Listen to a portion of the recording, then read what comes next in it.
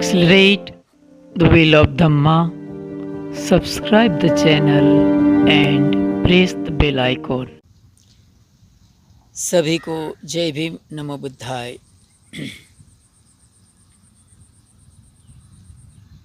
चमत्कार क्या है, चमत्कार होता है कि नहीं, उसके पीछे की सच्चाई क्या है, उसे समझने की कोशिश करते हैं इस वीडियो के माध्यम से।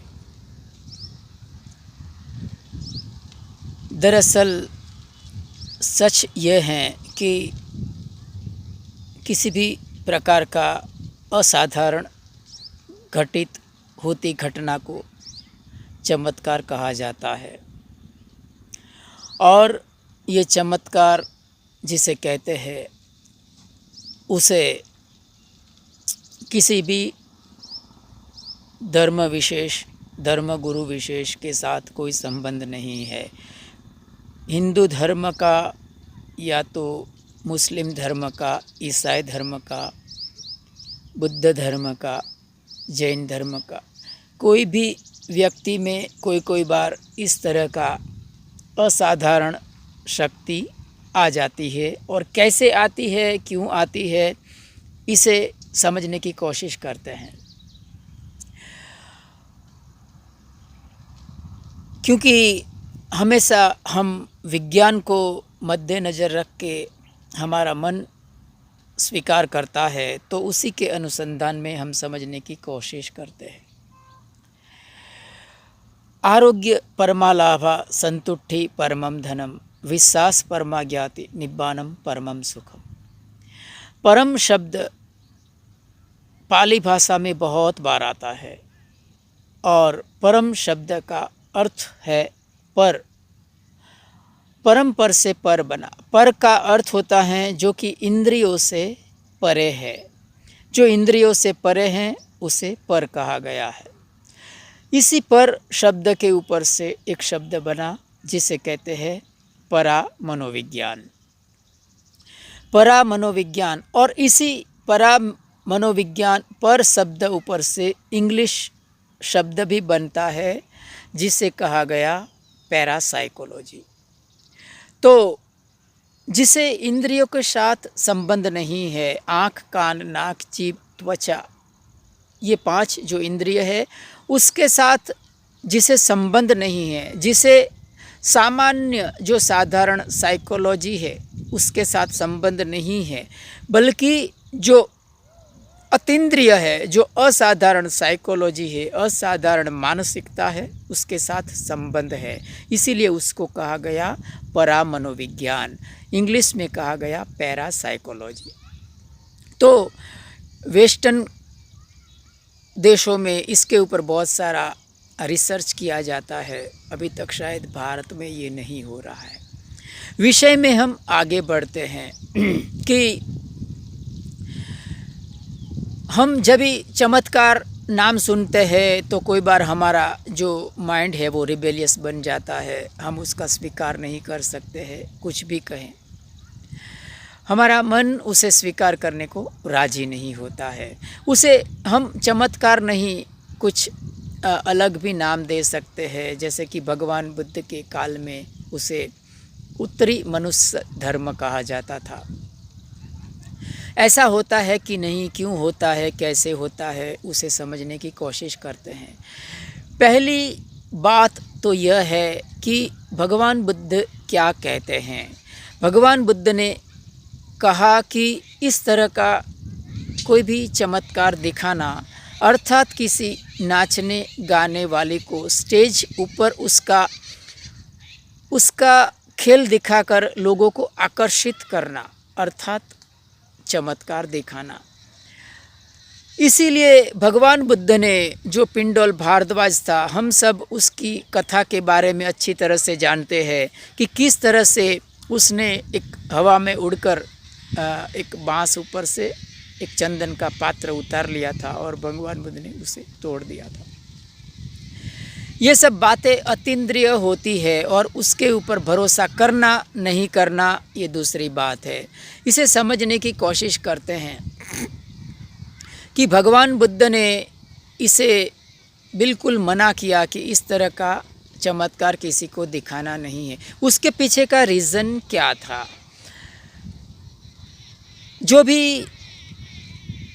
भी विभूति होते हैं, जो सर्वश्रेष्ठ पुरुष होते हैं, वो जानते होते हैं कि दुनिया में लोगों को क्या चाहिए, लोगों का दुख, लोगों की पीड़ा, लोगों का प्रश्न समस्या कहाँ अटका है, तो वो जानते हैं। और फिर वो एक बात तय करते हैं कि अगर लोगों को हम इस तरह का हथेली में चांद दिखाएंगे कि चमत्कार दिखाएंगे, तो लोग अपनी समस्या का समाधान के लिए धर्म के प्रति आकर्षित होंगे। अपना जो सामाजिक, शैक्षणिक, मानसिक, पारिवारिक, शारीरिक कोई भी समस्या है, उसको लेकर वो समस्या को दूर करने के लिए वो धर्म में प्रवृत्त होंगे। उसका जो आने का कारण है वो योग्य नहीं होगा, वो सार्थक नहीं होगा। इसीलिए कोई भी धर्म गुरु है, अगर इस तरह का चमत्कार दिखाकर लोगों को आकर्षित करने की कोशिश करता है, तो जो भी लोग आते हैं वो दरअसल वो रियल जिज्ञासु या रियल मुमुक्षु नहीं होते हैं। उनके मन में धम्म की भावना नहीं होती है। उसके मन में सिर्फ और सिर्फ अपनी जो सामाजिक, पारिवारिक, शारीरिक, मानसिक जो समस्या है, उस समस्या को लेकर वो पर्टिकुलर धर्म गुरु के पास आते हैं। और उसका एक बहुत अच्छा मापदंड है कि हर एक ऐसी असाधारण शक्ति कोई बार आ जाती है, कैसे आती है वो बाद में हम समझेंगे। इस तरह की शक्ति आ जाती हैं तो ये हमेशा बनी रहेगी ऐसा नहीं कह सकते हैं, वो चली भी जा सकती है। अगर ऐसी शक्ति चली जाती है तो जितने भी लोग उस धर्म गुरु के पास आते होंगे उसमें से सिर्फ 20% रह जाएंगे, 20% लोग आएंगे, बाकी के सब चले जाएंगे। बाकी के जो 80% लोग हैं जो कि अपनी समस्या को लेकर आए थे वो चले जाएंगे। क्यों? क्योंकि उसे धर्म के साथ, धम्म के साथ कोई भी ताल्लुकात नहीं था। तो इस तरह से किसी भी भगवान बुद्ध ने इसीलिए कहा कि किसी नाचने गाने वाले को अगर स्टेज पर उसका नाच दिखाकर हम लोगों को आकर्षित करते हैं तो इस तरह की समस्या आ जाएगी। जब तक वो नाचने गाने वाले का नाच चल रहा होता है तब तक लोग उधर आते रहेंगे और बाद में सब विदा हो जाएंगे। उसी तरह से जब तक चमत्कार चलता रहेगा तब तक लोग अपनी समस्या को लेकर आएंगे, बाद में चले जाएंगे। यह एक बात है। दूसरी बात है कि किसी भी इस तरह की असाधारण शक्ति को, ऐसी पैरासाइकोलॉजी को किसी भी धर्म गुरु से, किसी भी धर्म के देवी देवता से, किसी भी पर्टिकुलर धर्म के भगवान से, ईश्वर से कोई संबंध नहीं है। ये बात भगवान बुद्ध अच्छी तरह से समझ गए थे। मनोपुबंग मा धम्मा मनोसेठा मनोमया। इसीलिए धम्म पद में भगवान बुद्ध ने पूरा धम्म का, दुनिया के सब धर्म का सार रख दिया है कि मन सर्वश्रेष्ठ है, मन ही प्रथम है।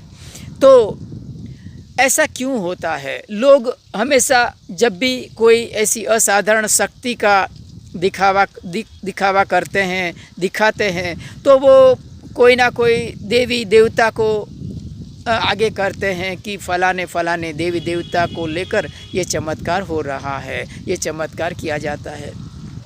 अगर ऐसा होता तो मुस्लिम समाज के फ़कीर मौला भी चमत्कार नहीं कर सकते थे, असाधारण शक्ति उसके पास नहीं होती थी। उसी तरह से ईसाई धर्म में भी जो यीशु ख्रिस्त हो गए उसके पास भी इस तरह की शक्ति नहीं हो सकती थी। और जो भी चर्च के पादरी है उसके पास भी इस तरह की शक्ति नहीं हो सकती थी। अगर पर्टिकुलर देवी देवता जिम्मेदार है इस तरह की असाधारण शक्ति के लिए तो और इतना ही नहीं, जो तिबेटियन लामा है, जो बुद्ध धम्म के अनुयायी है, उसके पास बहुत सारी असाधारण शक्ति हम देख सकते हैं होती है।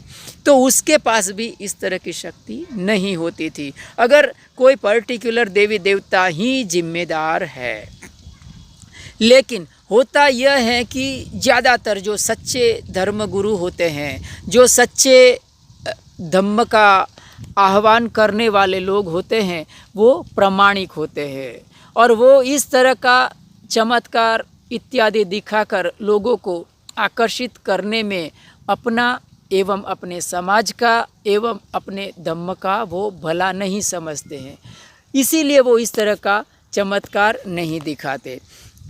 मैं एक बार पढ़ा था ओशो को, रजनीश को, उसने एक जगह बहुत अच्छा, किसी ने प्रश्न पूछा था कि आप चमत्कार क्यों नहीं दिखाते हैं और लोगों का भला क्यों नहीं करते हैं अपना हीलिंग पावर इस्तेमाल करके।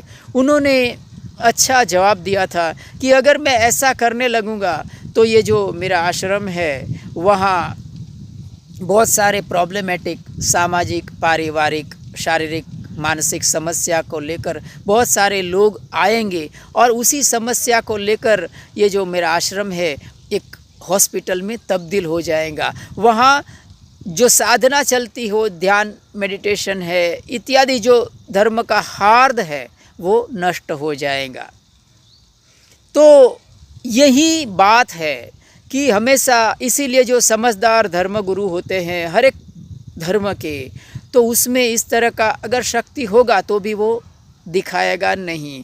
लेकिन कोई बार बहुत ही समझने जैसा है, मैं किसी की निंदा करना नहीं चाहता, किसी की टीका करना नहीं चाहता, लेकिन कहीं ना कहीं धर्मगुरु के अंदर एक प्रकार की स्वार्थवृत्ति, एक प्रकार का स्वार्थवृत्ति, एक प्रकार की अप्रामाणिकता जब आ जाती है तो वो इस तरह का चमत्कार दिखाकर बहुत सारे लोगों को अपने संप्रदाय में बांधने की कोशिश करता है। एक प्रश्न उपस्थित यह होता है कि इस तरह का जो असाधारण शक्ति है उसको पाकर क्यों देवी देवता है उसको, उसके लिए जिम्मेदार, उसका यश दिया जाता है, उसका रीज़न क्या है?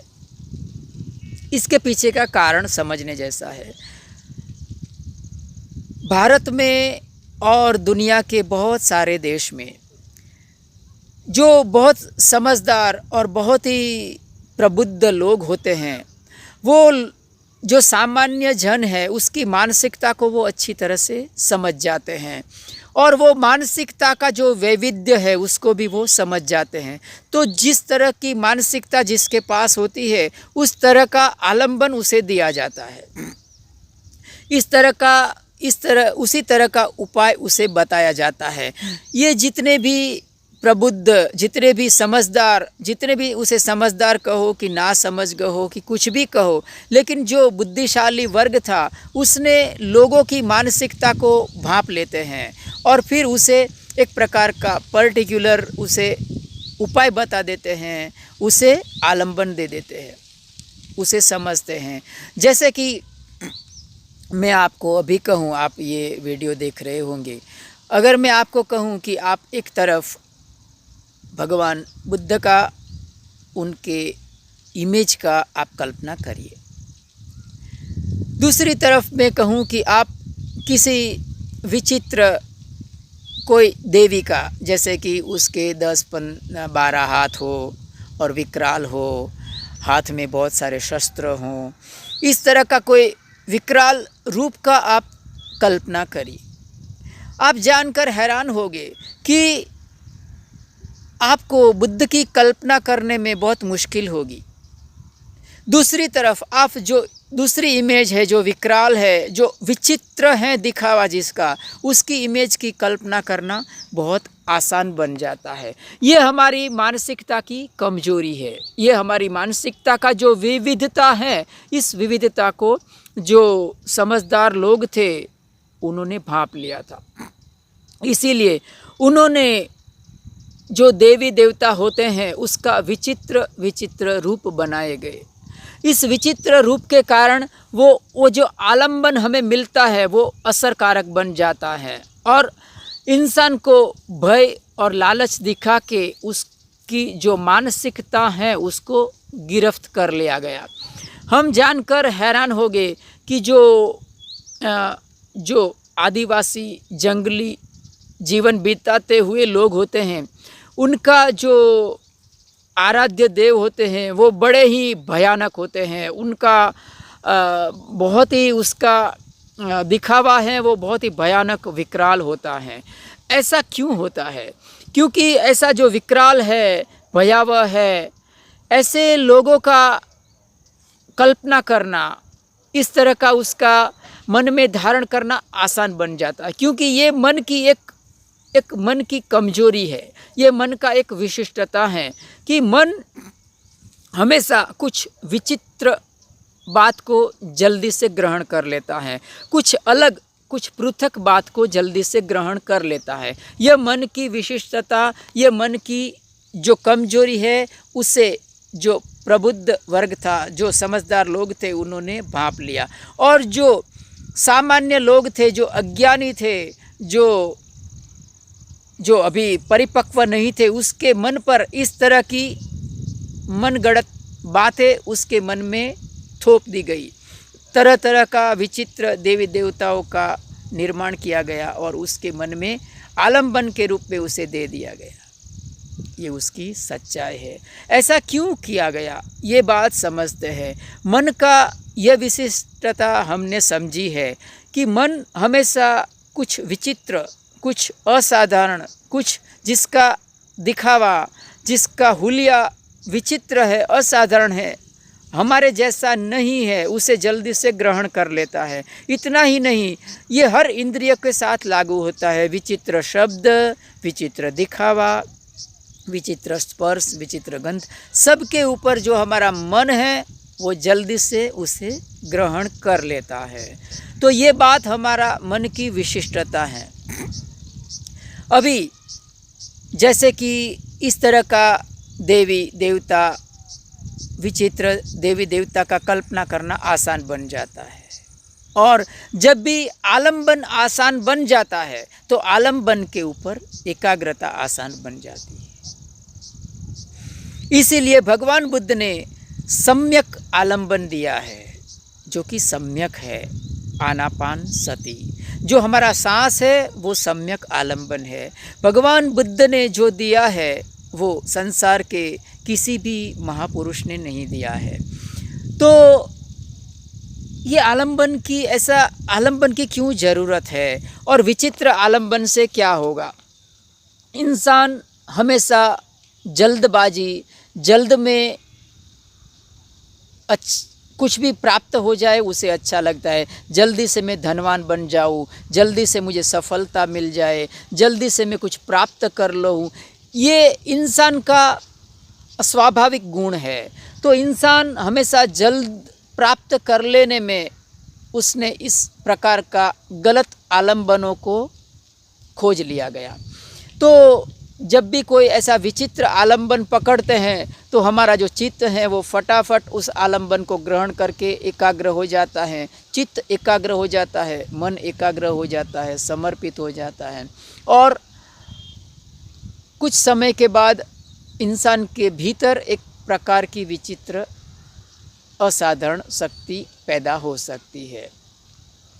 यही असाधारण शक्ति आनापानसति का अभ्यास करने से भी आ सकती है। या तो कोई भी प्रकार की साधना करिए, उससे इस प्रकार की असाधारण शक्ति का प्रादुर्भाव हो सकता है।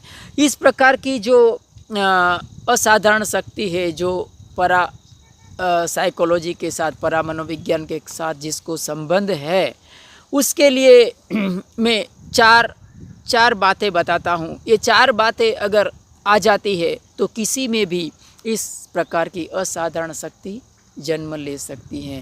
पहली है एक समर्पण है, दूसरी कि अपने गुरु के प्रति पूर्णतः समर्पण, दूसरी है कि जो आलम्बन दिया है उसके ऊपर उसके ऊपर फोकस करना, उसके ऊपर टोटल हमें ध्यान देना है। जो भी आलंबन है उसको समर्पित होना है, गुरु को समर्पित होना, फिर आलंबन को समर्पित होना है। जो साधना की बहुमात्रा है, साधना में परिपक्वता है, साधना में एक अति तक जाना है, ये दूसरी बात है। तीसरी बात है हमारा आत्मविश्वास और चौथी बात है एकाग्रता। ये 4 बातें अगर किसी के साथ जुड़ जाती हैं तो उसके अंदर असाधारण शक्ति निश्चित रूप से जन्म ले सकती हैं। फिर से एक बार, गुरु के प्रति पूरा समर्पण, आलंबन के प्रति पूरा समर्पण, साधना में परिपक्वता, एकाग्रता और आत्मविश्वास।